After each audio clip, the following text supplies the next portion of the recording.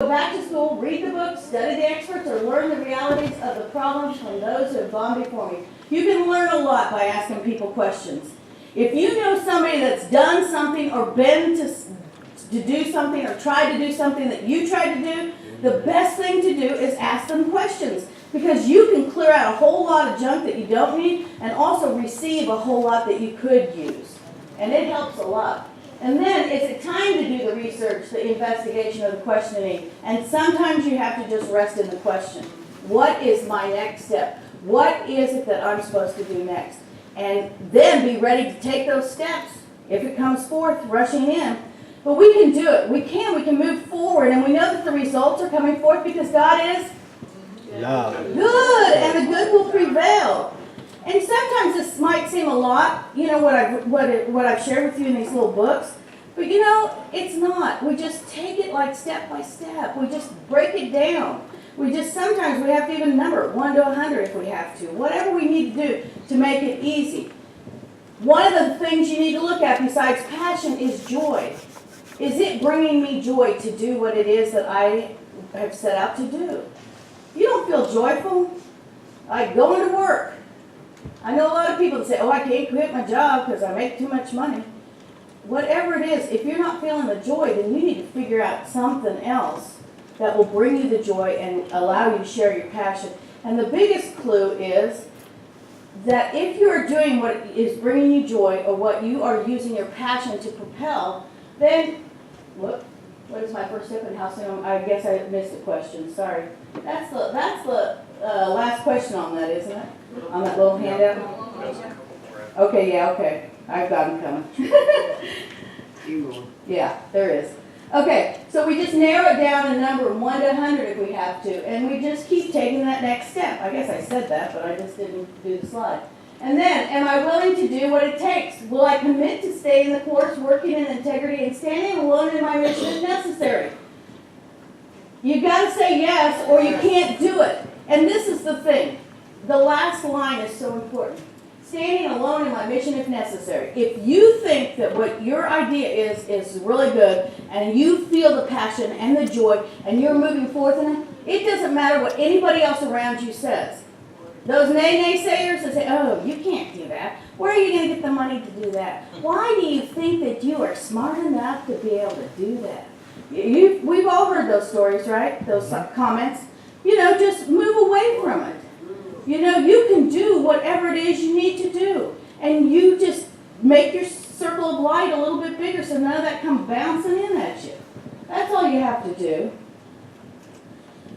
Okay, so you go forth, but you use joy as the compass, okay? And you can change your course, just like I said before. You can veer in a different direction. You can decide on something else. But the big clue here is if we are not prosperous while doing what we are doing, then we can know it's not for our highest good. That's a good sign.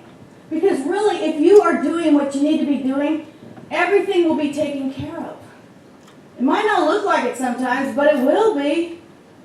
We can just rest in that knowing that it's all going to be taken care of. And I have to tell you, and I'm almost done, so I know you might be getting tired of me. But I've started over 3 times in my life, 2 in my last career. And the first time I had to start over, I lost everything. I got divorced. I lost my car, my business, my home, and I owed the IRS almost $100,000. And, they don't mess around with late payments. And, but the cool part was when I started over again, I regained much more because I changed how I did business.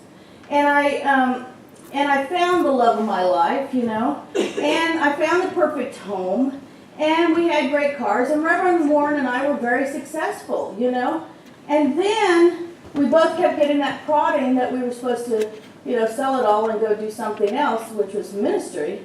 And that was a hard thing to decide to do, number one, because, of the income, and number two, because I had looked for 2 years for the house we lived in, and we had been living there for 10 years, and I didn't really want to give that up, but, because I just thought that was going to be too stressful to find another home.